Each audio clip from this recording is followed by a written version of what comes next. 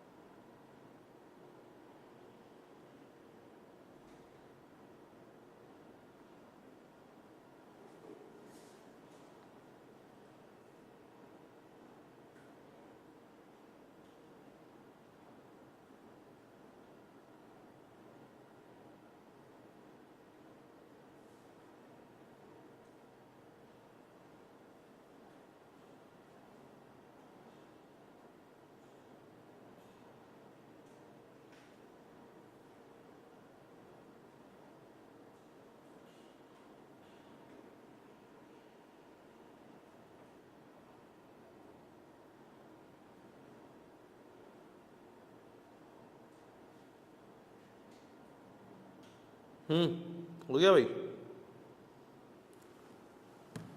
क्या बना?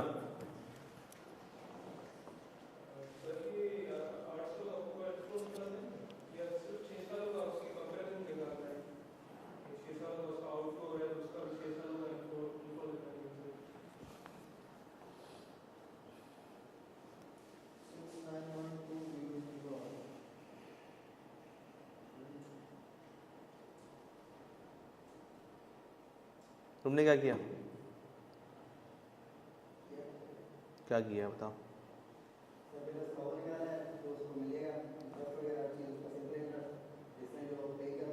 हम्म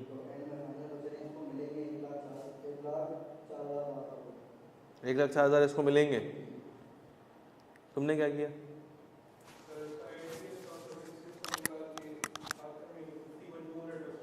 हाँ हाँ सही है।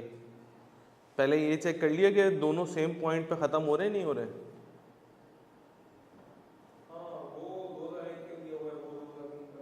नहीं, ये सेम ख़त्म कब हो रहे हैं?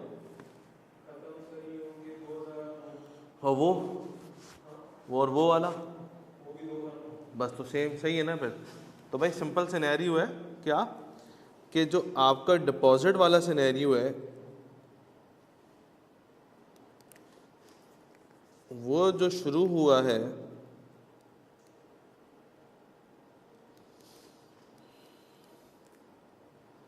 एयर 0 मतलब 2001, ठीक है ना, और 8 साल के बाद वो एयर 9 पे आ जाएगा, ठीक है ना, मतलब 2008, ऐसा ही है ना? 8 साल बाद एयर 9 ही कर लो ना, इसको 9 आ जाएंगे, ठीक है ना। अच्छा अब मुझे एक बात बताओ कि डिपॉजिट कितना किया था? 6 लाख। कितने परसेंट पे किया था? 11.5% पे किया था। ओके, तो अगर हम एयर 9 की इसकी वैल्यू निकालते हैं, S is equal to P 1 plus R T, तो आप ये बोलेंगे भाई कि 6 लाख 1 प्लस 11.5% मल्टीप्लाई बाय कितने सालों के लिए किया था? 8 सालों के लिए 8, ठीक है। कितना बनता है ये?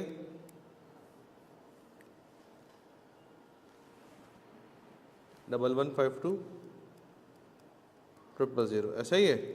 दैट इज रिसिबल, ये मैंने लेना है उससे ना एयर 9 पे।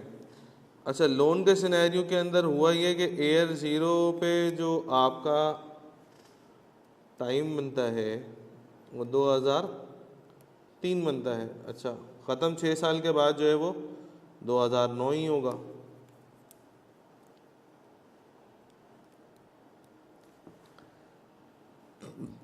तो कहने का मकसद क्या है कि आपने लोन लिया था 6,40,000 रुपये का, कितने परसेंट पे लिया था? 12% पे लिया था। और इस केस के अंदर अगर मैं पे बिल आपका चेक करूं 1 प्लस आर टी, तो that is 6,40,000, 1 plus 12% multiply by 6, ऐसा ही है। बताना इसका पे बिल कितना बनता है?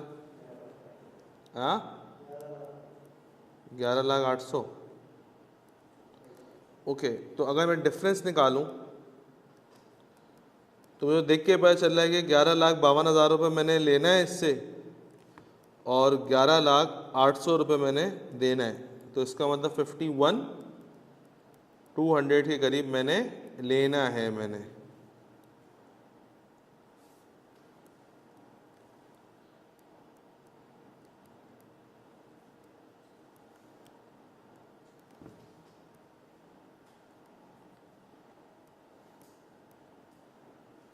ऐसा ही है भाई, बिल्कुल सिंपल कहानी है।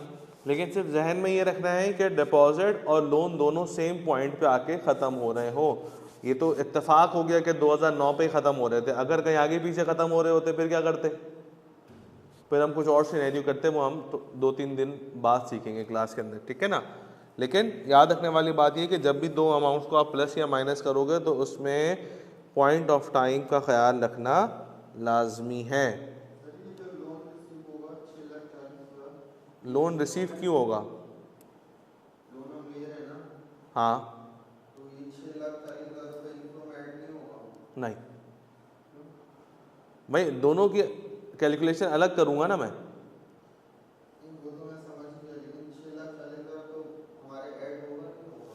देखो, इनफ्लो में अगर मैं ऐड करूँ, 6,40,000 ठीक है, किसके साथ इनफ्लो बनाया है उसका? रिसीवेबल में ऐड कर दें, क्यों? बैंक से रिसीव करेंगे ना हम। देखो ना, 6,40,000 रुपये तो रिसीव हुए, लेकिन वो अल्टीमेटली मैंने वापस भी तो करने हैं, हाँ, तो तो उसको पे बिल में ही रखूंगा ना मैं, उसको रिसीवेबल में क्यों डाल दूंगा मैं? रिसीवेबल के अंदर तो सिर्फ मैं वही रखूंगा जो कि मैंने जमा कराया था, वो मुझे मिलने हैं। तो फिर पेबल से माइनस नहीं करेंगे वो 6,40 जो टोटल पेबल है? टोटल पेबल जो 6,40 है उसमें से माइनस क्यों करूंगा? उसमें तो शामिल है ना 6,40। 6,40 में शामिल वो होगा ना? हाँ, तो लेकिन माइनस क्यों पहले करूँ? हमें मिला और उसको हमने वो वापस दे दिए, हाँ, जो हमने एक्स्ट्रा अमाउंट दिए थे वो हम ऐड नहीं करेंगे? वो तो इंटरेस्ट है ना, सिर्फ एट द एंड हमें इंटरेस्ट थोड़ी पे करना होता है, हमें तो दोनों चीज़ें पे करनी होती है ना। वो कहाँ गया डाउनलोड? एक मिनट में तो बताता हूँ, डाउनलोड क्यों नहीं हो रहा भाई? अब हुआ है। हाँ, अब बताइए क्या कह रहे हैं? जरूरी सर कि जो 6,40,000 रुपये में रिसीव किया है फिर हमने वापस भी दे दिए, तो इसका तो नेट इफेक्ट जीरो होगा।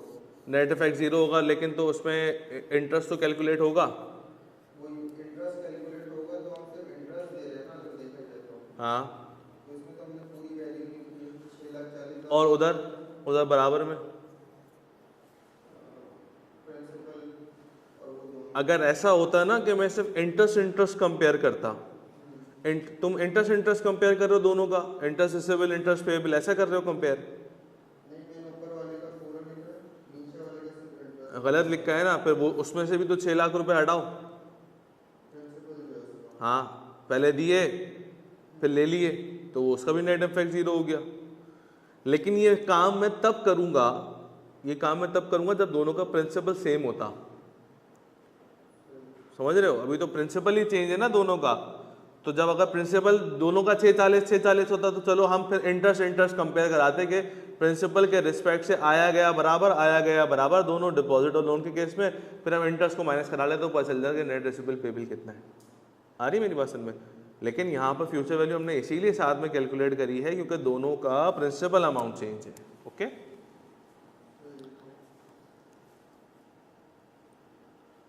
कहाँ गया भाई वो डाउनलोड? इधर खुला है।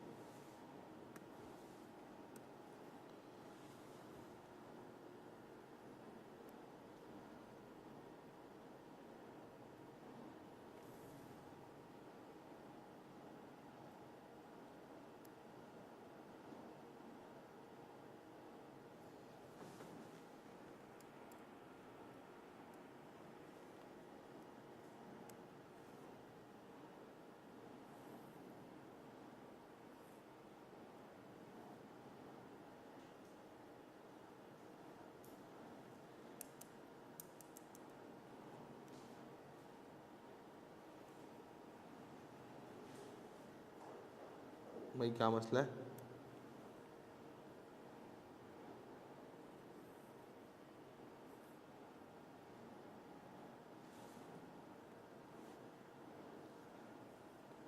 अभी कुछ एमसीक्यूज हैं जो कि आपके सामने मैं सॉल्व करता हूँ,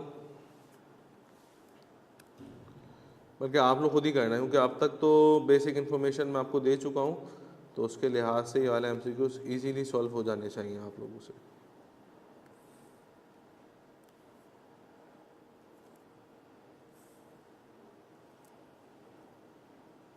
ये लीजिए,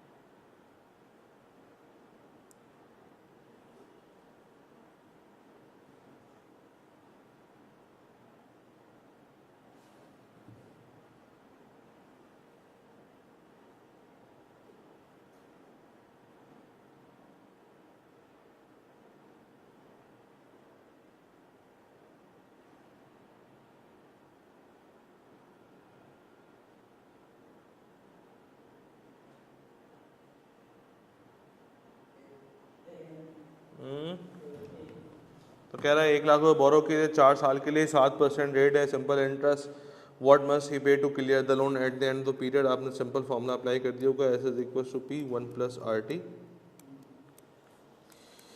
1 लाख रुपये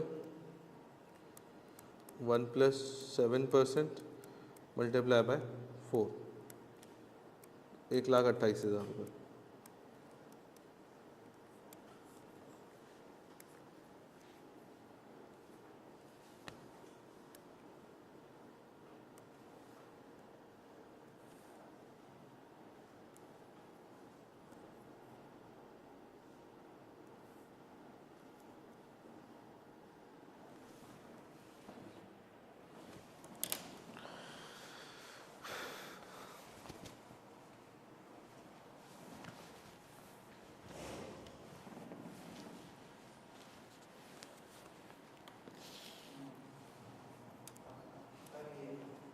हम्म, 18,000। अच्छा देख लेते हैं कि लिखा हुआ person invest ₹60,000 for 5 years at an interest rate of 6% per annum, और हमें इंटरेस्ट ही निकालना है। सिंपल हमारे पास formula I is equals to P R T. 60,000 रुपये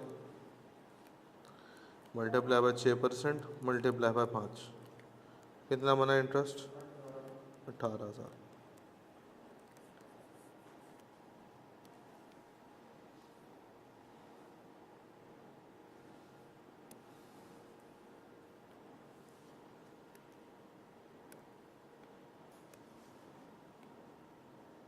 क्वेश्चन नंबर 3 में स्किप कर रहा हूँ, आप लोगों ने खुद से सॉल्व करना है, ठीक है ना।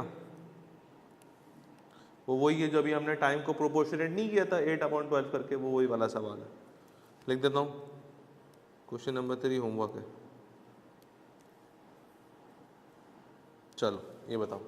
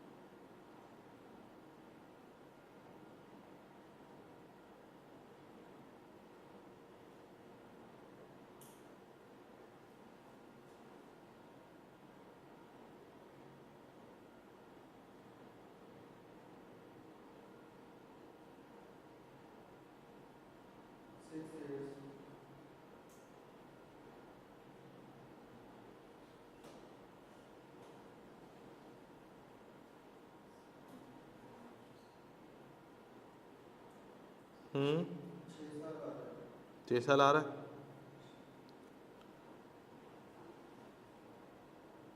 ओके, हाँ भाई क्या आ रहा है? Option A. कैसे निकाला तुमने?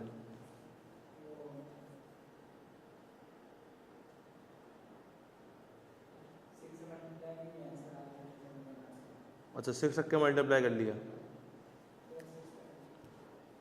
चलो ओके। अच्छा देखिए, अगर इस सिनेरियो में हम इस तरीके से करें, सब ज़रा फोकस कर लो ज़रा, क्योंकि देखो हमारे पास फ्यूचर वैल्यू गिवन है, प्रिंसिपल वैल्यू भी गिवन है, रेट भी गिवन है, हमें टाइम निकालना है। टाइम की जगह हम रख देते हैं एक्स। कैलकुलेटर में सॉल्व फॉर एक्स करना आता है? नहीं आता? सॉल्व फॉर एक्स करना आता है कैलकुलेटर में? नहीं आता ना, सीख लो ना, क्योंकि अभी आगे तो कॉम्प्लिकेटेड हो जाएगा, तो फिर हम सॉल्व फॉर एक्स डायरेक्टली कर लेंगे, ठीक है। कैलकुलेटर अपने सामने रखें, जो जो मैं स्टेप्स बताता रहूँ वही साथ साथ फॉलो करते रहना। सबसे पहले तो आप फ्यूचर वैल्यू लिख दो 88,800 ऐसे। पहले अपना कैलकुलेटर को रीसेट करो, पहले अपने कैलकुलेटर को आप रीसेट करो। कैसे करोगे रीसेट? शिफ्ट दबाओ, 9 दबाओ, 3 दबाओ, इक्वल्स टू दबाओ। शिफ्ट 9 3 इक्वल्स टू और फिर AC। आपका कैलकुलेटर जो है वो डिफ़ॉल्ट मोड के ऊपर आ जाएगा, जो भी मेमोरी थी उसकी सब इरेज हो गई, ठीक है ना। जब भी सॉल्व फॉर एक्स करोगे इंटरेस्ट के रेट के लिए या टाइम के लिए, अभी हम तो सिंपल चल रहा है ना, अभी आगे जाके कॉम्प्लिकेटेड हो जाएगा, तो एक एक्स मल्टीपल जगह डालना होगा हम लोगों ने, ठीक है। तो आप कैलकुलेटर को पहले रीसेट लाजमी कर लें। सबसे पहले लिख दो 88,800 लिख दो। अब हमें डालना है इक्वल्स टू का साइन, इक्वल्स टू नहीं दबाना है, क्योंकि जो नीचे वाला इक्वल्स टू है वो तो आंसर सॉल्यूशन के लिए है ना। आप देखो अपनी टॉप लेफ्ट के ऊपर अल्फा की होगी और अल्फा के नीचे एक सॉल्व की होगी, उसके ऊपर रेड कलर से इक्वल्स टू लिखा हुआ आ रहा होगा, आ रहा है। अल्फा दबाओ और वो सॉल्व की दबाओ, तो वो इक्वल्स टू का साइन आ जाएगा आपके पास कैलकुलेटर में, आ गया। अल्फा के नीचे सॉल्व वाली की होगी एक, उस पर इक्वल्स टू बना हुआ होगा रेड कलर से, अल्फा के जस्ट नीचे ही, शिफ्ट के नीचे।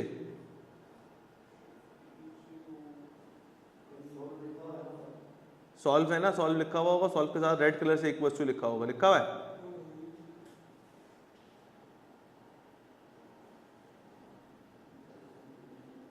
दिखाओ इधर,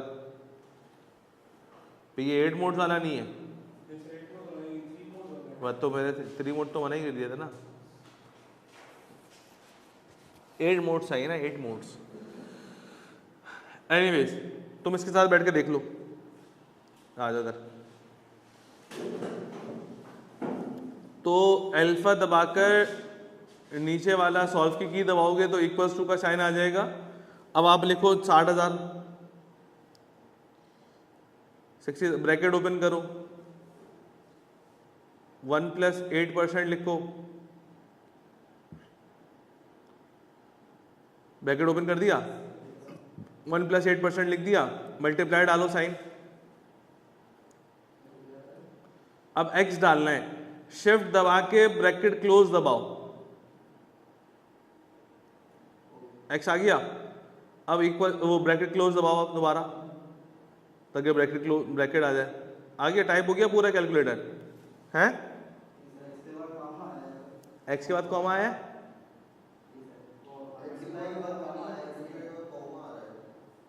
शिफ्ट दबा के दबाओ ना, तो वो ब्रैकेट क्लोज के ऊपर देखो x कौन से कलर से बना हुआ, रेड कलर से बना हुआ है, अल्फा दबा के दबाओ, वो कॉमा हटाओ, अल्फा दबा के दबाओ, तो आपकी क्या कॉमा वोमा तो नहीं आ रहा ना, अब वो हटा दिया ना। अब ब्रैकेट क्लोज दबाओ, अब देखो इक्वल्स टू दबाओ, कुछ नहीं दबाना है इसके बाद, इक्वल्स टू दबा दो, अभी कुछ नहीं दबाना, अबे भाई अभी कुछ नहीं दबाना, एक्स दबा दिया ना इक्वल्स टू, तो एरर दे रहा होगा। एरर इसलिए दे रहा हूँ क्योंकि मैंने अभी वेरिएबल डाला है, अभी आंसर नहीं देगा। जो ऊपर 4 एरो की है ना, उसमें से लेफ्ट या राइट की कोई की दबा दो, जो 4 एरो है ना बीच में, लेफ्ट या राइट दबा दो, दोबारा इक्वेशन पर आ गए। अब देखो अब क्या स्टेप करना है, जब भी हम वेरिएबल डालेंगे तो अब क्या स्टेप करेंगे, अब देखो शिफ्ट दबाओ, ठीक है, शिफ्ट के नीचे जो सॉल्व की है वो दबाओ, जहां से हमने इक्वल्स टू डाला था, ठीक है, और अब इक्वल्स टू दबाओ, जो सॉल्व वाला इक्वल्स टू है नीचे ना प्लस माइनस के पास, वो दबाओ, तो क्या दे रहा है, एक्स आ रहा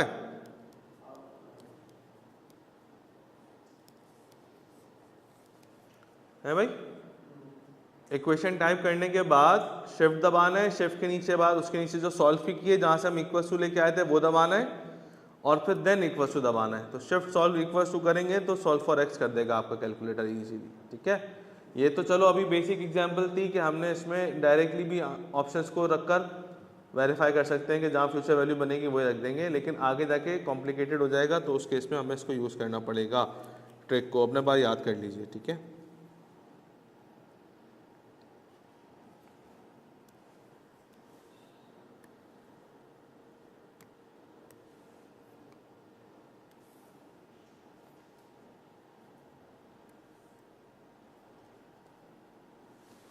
ये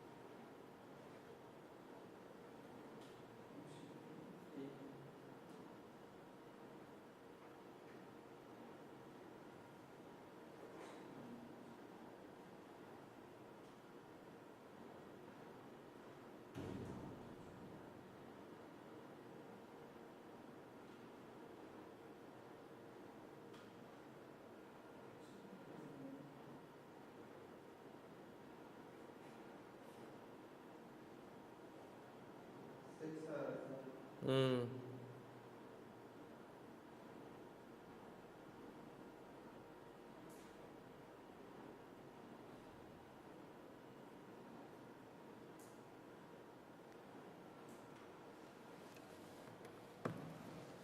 ओके, तो इसके अंदर भी सेम सिनेरियो हुई है, सिर्फ आपको अब रेट निकालना है।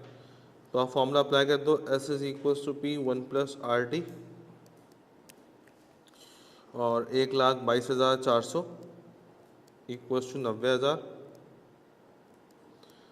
1+X multiply by 6। तो जो आंसर आएगा वो आपके पास क्या कहलाएगा, 6%। Option A is correct. Okay, चलो अब मैं थोड़ा सा एक टेस्ट लेता हूँ तुम लोगों का। सिंपल इंटरेस्ट में किसी का कोई सवाल तो नहीं है ना? पक्की बात है, सबको क्लियर है? फ्यूचर वैल्यू कैसे निकलती है, प्रिंसिपल वैल्यू कैसे निकलती है, इंटरेस्ट कैसे निकलता है, टाइम को प्रोपोर्शनेट करना होगा तो कैसे करूँगा, सॉल्व फॉर एक्स करना होगा तो कैसे करूँगा, ठीक है ना? अब मैं 2 सवाल देता हूँ एज अ टेस्ट आप लोगों को, वो आप लोगों ने मुझे सॉल्व करके बताना है कि उसका आंसर क्या होगा। सॉल्व कर लेना, मुझे बताना नहीं, अगर हम डिस्कशन करेंगे तो फिर उसमें आपकी वैल्यूज़ को कंसिडर कर लूँगा मैं, ठीक है ना? अलग अलग बैठ जाओ, जो तुम तीनों स्टार्टिंग में बैठे हो, ताकि सेपरेटली तुम ये लोग सवाल सॉल्व करो, ठीक है? बबलू तुम उधर चले आओ, बीच में जगह छोड़ दो एक एक, एक।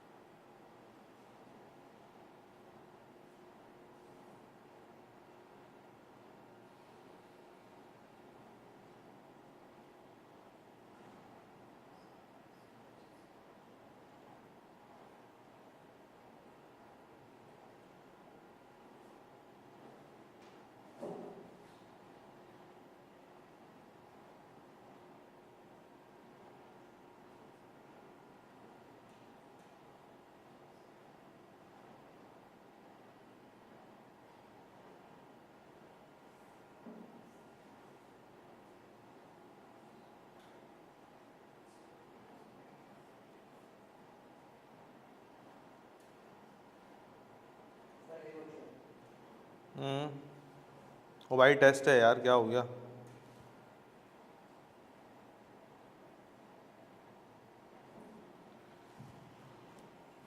ओके विनेश, अभी चेक करते हैं कि तुम्हारा बिलीफ सही है या नहीं है।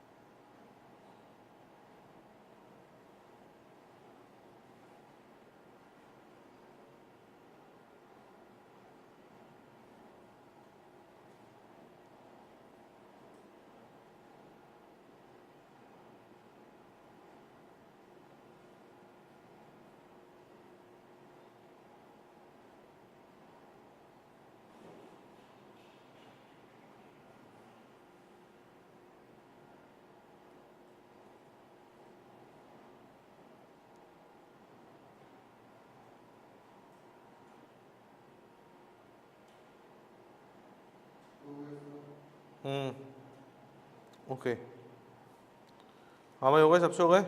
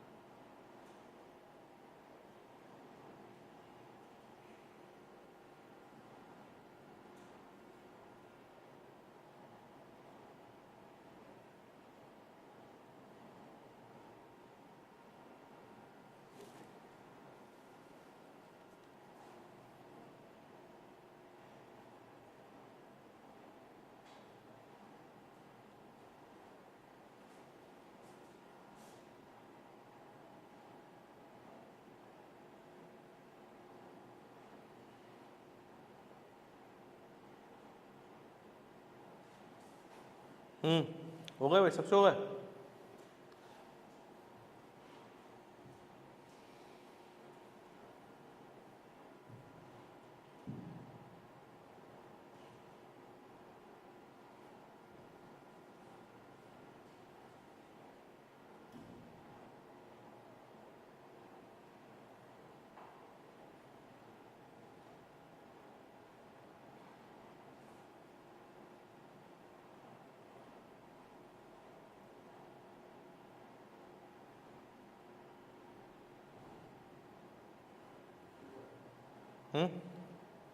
चलें डिस्कस करते हैं, चलो ओके आओ।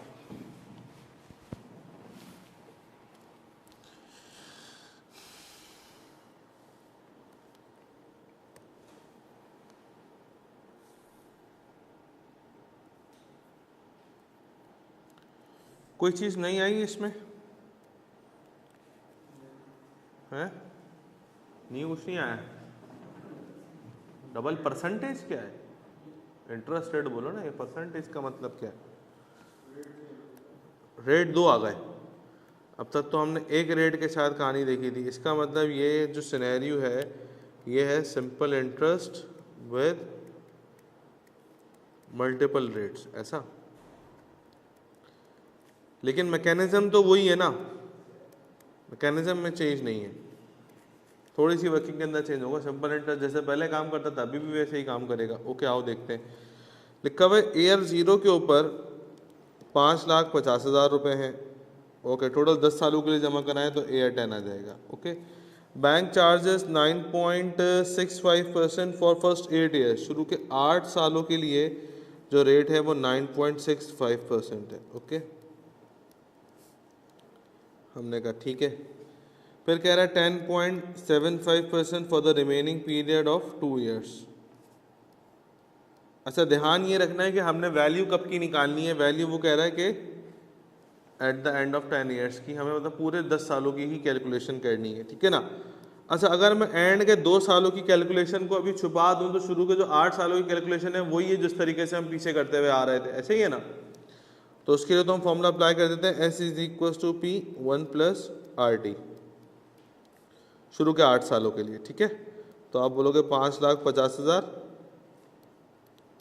1 + 9.65% मल्टीप्लाई बाय 8, ठीक है। ये क्या बनता है? 974,600, ऐसा ही है। अच्छा, अब मुझे एक बात बताओ, अब ये तो हमने ये वैल्यू कहाँ की है, ये वैल्यू यहाँ की है। This is called balance amount. ये क्या कहलाएगा? बैलेंस अमाउंट कहलाएगा, क्योंकि ये टाइमलाइन में बीच का अमाउंट है। मुझे एक बात ये बताओ, वो जो 10.75% है, अब उसके ऊपर भी तो इंटरेस्ट मिलेगा ना रिमेनिंग 2 सालों पे। वो 10.75% किस अमाउंट के ऊपर अप्लाई होगा? सोच लो। हाँ भाई, प्रेजेंट अमाउंट है। कौन सी प्रेजेंट अमाउंट है? हाँ भाई, तुम क्या कहते हो? शायद नहीं, शायद का नहीं है कुछ, कंफर्म बताओ।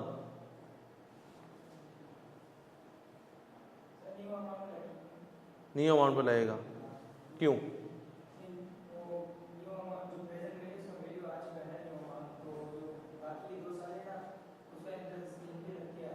क्यों?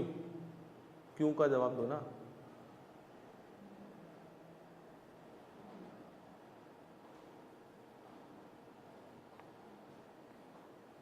हाँ भाई, सही कह रहा है गलत कह रहा है? क्यों?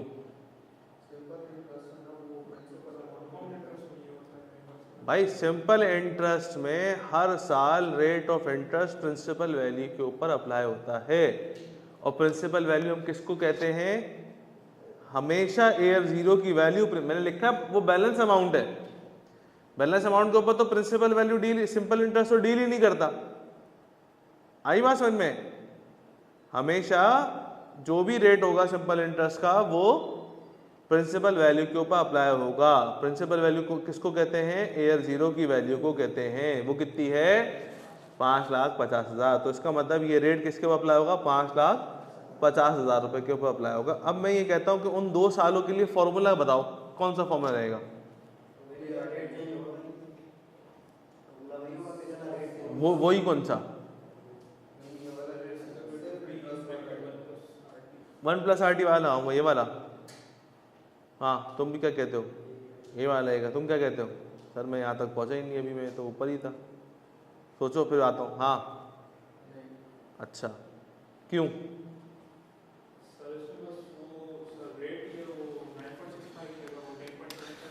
सही है, ठीक है। मैं ये कह रहा हूँ कि 1+RT वाला फॉर्मूला क्यों लगेगा? ये क्यों पूछ रहा हूँ? ये क्यों पूछ रहा हूँ? 1+RT क्यों लगेगा रिमेनिंग 2 सालों के लिए? देखो, लोन लेते, तुमने मुझसे 10,000 रुपये बोरो करे, ठीक है। अब तुम मुझे इस 10,000 रुपये कितनी दफा दोगे?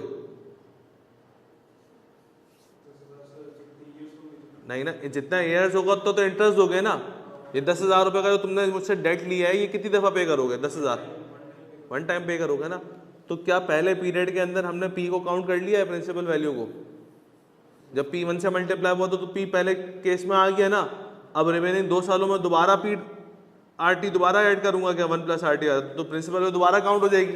आई बात समझ में? प्रिंसिपल वैल्यू तो मैं पहले हिस्से में काउंट कर चुका हूं, तो रिमेनिंग पीरियड पे सिर्फ क्या कैलकुलेट होगा? PRT। आ रही है मेरी बात समझ में? तो आप बोलोगे कि भाई PRT लगा लो 5.5 lakh multiply by 10.75% multiply by 2, क्या बनता है ये? जल्दी से बताओ। 250। बताओ टोटल सम बताओ। 2850। Very good. देखो ये ऑप्शन है कहीं हमारे पास? हाँ, ये रहा ऑप्शन ए। क्या मेरी बात समझ में आ रही है आप लोगों के? तो इस बात को जहन में बिठा लें कि जब भी मल्टीपल इंटरेस्ट रेट होंगे तो एक दफ़ा 1+RT का फॉर्मूला लगाएंगे हम लोग, ताकि उसमें प्रिंसिपल वैल्यू काउंट हो जाए। और हर आने वाले सब्सिक्वेंट रेट्स के लिए आप PRT का फॉर्मूला ही यूज़ करेंगे, क्योंकि पहली दफ़ा में प्रिंसिपल वैल्यू काउंट कर चुके हैं। जल्दी से कॉपी करें। विनेश, कंपाउंड इंटरेस्ट मेरे को आता ही नहीं है अभी, मैं कैसे बताऊं कि कंपाउंड इंटरेस्ट हो जाएगा या नहीं हो जाएगा? मुझे आता ही नहीं अभी कंपाउंड इंटरेस्ट।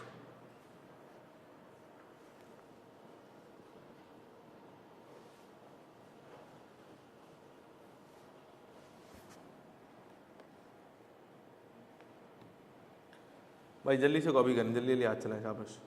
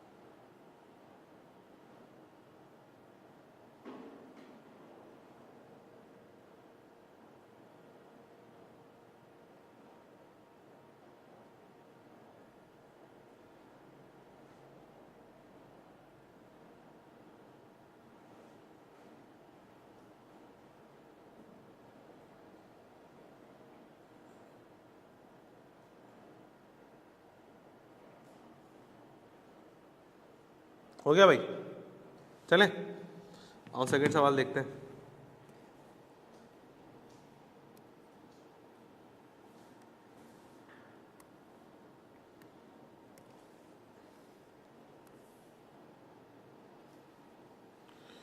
अच्छा, ये जो MCQs की बुक है ये हार्ड कॉपी के लिए मैंने प्रिंट होने के लिए दे दी है, ठीक है ना। तो मोस्ट प्रोबेबली आज प्रिंट होके आ जाएगी, तो मैं आप लोगों को प्राइसेस बता दूंगा, फिर उसको परचेज कर लेना हैंड आउट्स की बुक, ठीक है ना, ये वाली, ताकि आपके पास हैंड आउट हो तो उस पर मार्क करते रहना कौन सा हमने क्लास में किया है, कौन सा हमने जो है वो एज अ होमवर्क आपको मैंने दिया है, ठीक है।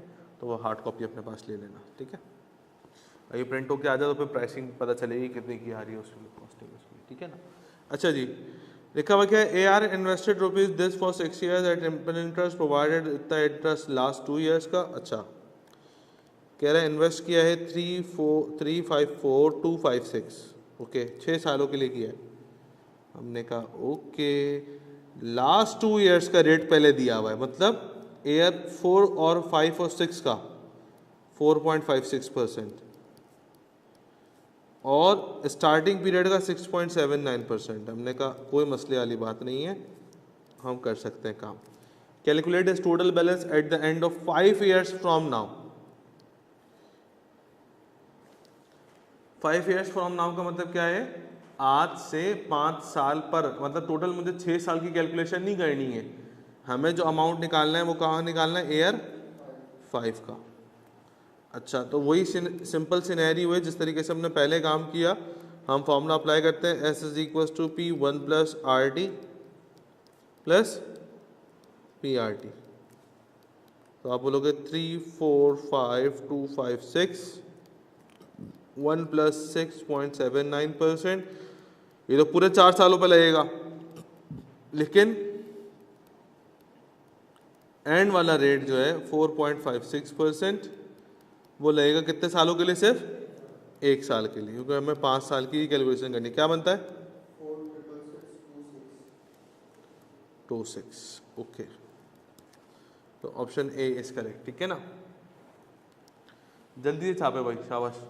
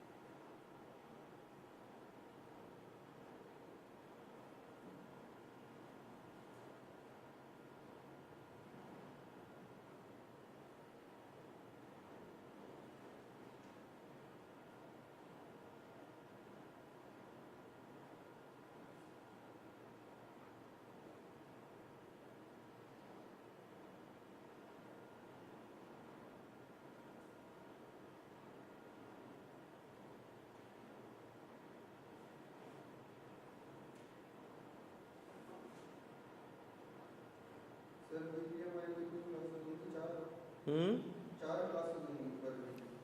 4 से 5।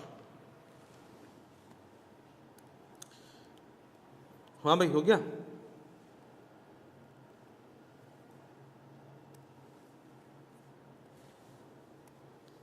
चलो, उम्मीद है इसका आंसर तुम लोग सही बताओगे, ठीक है ना, गलत नहीं बताना।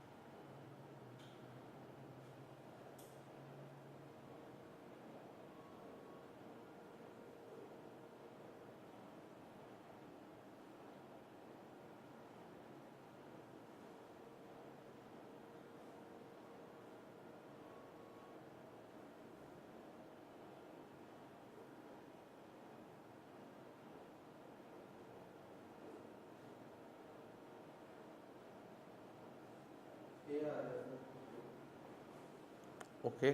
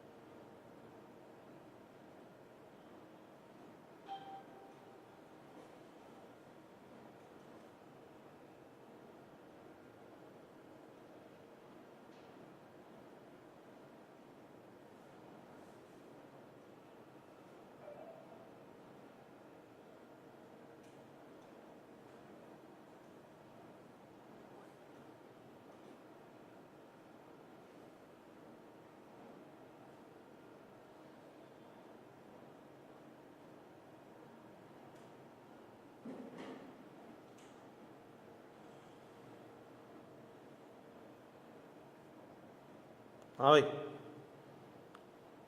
डन। तो देखो सिंपल सी बात ये थी कि एयर ज़ीरो पर 2 लाख रुपए जमा हुए हैं 15 सालों तक के लिए, ठीक है। शुरू के 5 सालों का रेट जो है वो 6% है, 7% टिल AR10 और AR10 के ऑनवर्ड जो है वो 10% है। मतलब पर तो यहाँ पर 1+RT एक दफ़ा लगेगा, PRT कितने लेंगे यहाँ पर? 2। एक ये लगा 5 से 10 के लिए और एक ये वाला लगा 10 से 15 के लिए।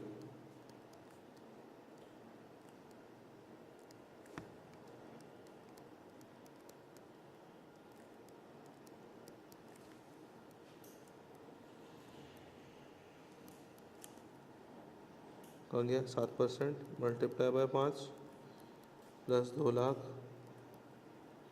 मल्टीप्लाई बाय 10% मल्टीप्लाई बाय 5, क्या बना बेटा? 430।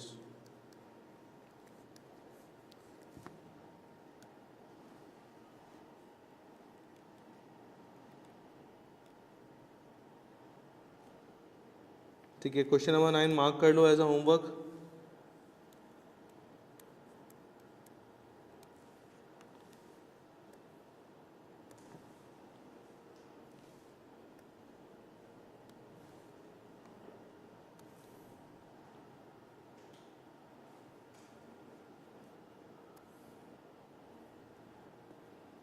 ये लो।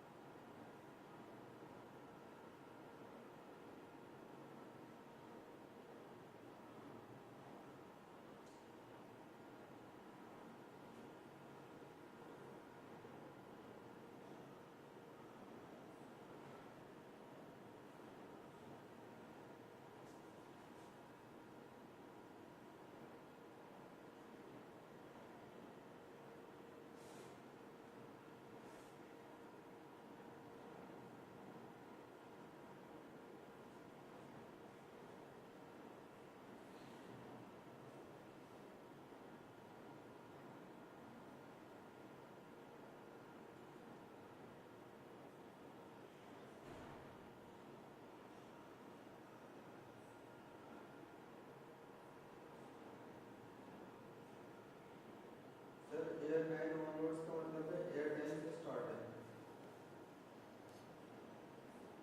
नहीं, AR9 से ही स्टार्ट है ना।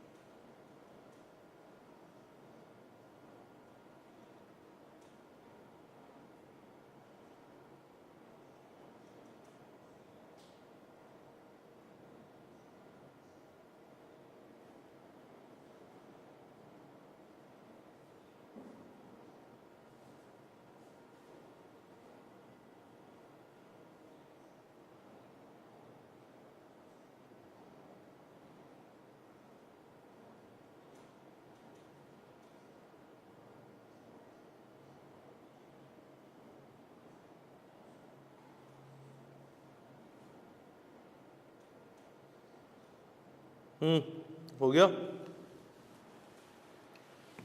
Recording ad is on. क्यों भाई, रिकॉर्डिंग तो हो रही है।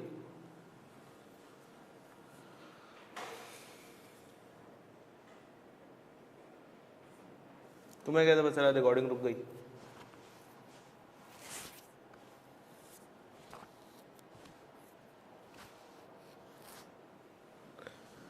चले भाई, तो देखो कह रहा है कि कशर रानी ने लोन लिया था 14,50,000 रुपये का ईयर 0 पर और 20 ईयर्स के लिए लिया था। हमने कहा okay, she is required to pay 3.5 million at the end of 20 years. Final settlement of account bank charges 6.5% for the first 4 years. शुरू के 4 सालों के लिए 6.5% का रेट है। Okay, X% in the middle of the credit period. Middle का period नहीं बताया उसने कितना है, लेकिन कह रहा था 7.9% ईयर 9 के ऑनवर्ड्स है। तो 7.9% ईयर 9 के ऑनवर्ड्स है, इसका मतलब मिडल का जो पीरियड है वो ईयर 4 टू ईयर 9 है। ठीक है ना। अच्छा, तो फॉर्मूला तो सेम ही है हमारा, 1 + RT + PRT + PRT। तो ये जाएगा 35 लाख, 14,50,000,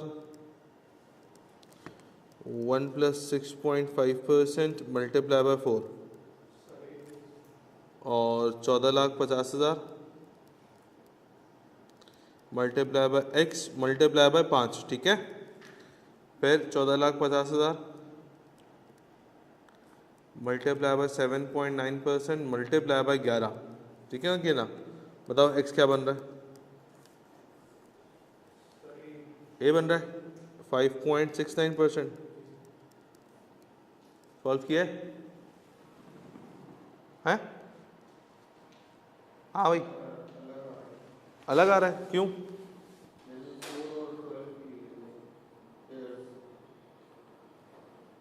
4 और 12 क्यों ले लिए? तो 9 से तो स्टार्ट हो रहा है।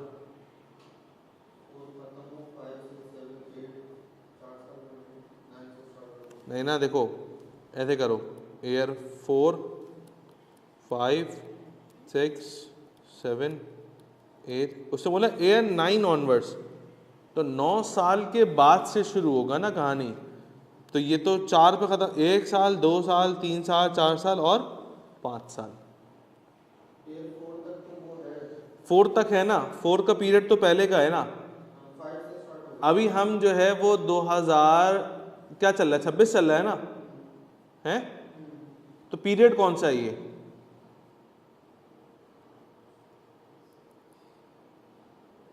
पीरियड जो है 25 एंड हो चुका है, 26 का पीरियड चल रहा है, ऐसा ही है ना।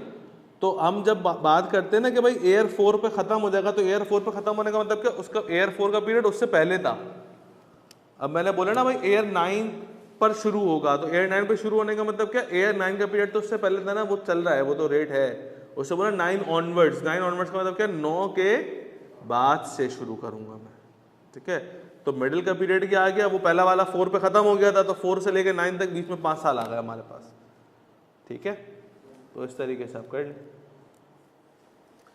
ठीक है भाई, चलो बस फिर एक काम करते हैं, आज की क्लास हम यहीं तक रखते हैं और इंशाल्लाह ताला आप लोगों से नेक्स्ट क्लास में मुलाकात करते हैं। ठीक है, अब डे बाय डे मैं स्टेप्स ऊपर मूव करता रहूँगा। ठीक है ना, आज सिंपल इंटरेस्ट कर लिया ऑलमोस्ट, मैं देख लेता हूँ।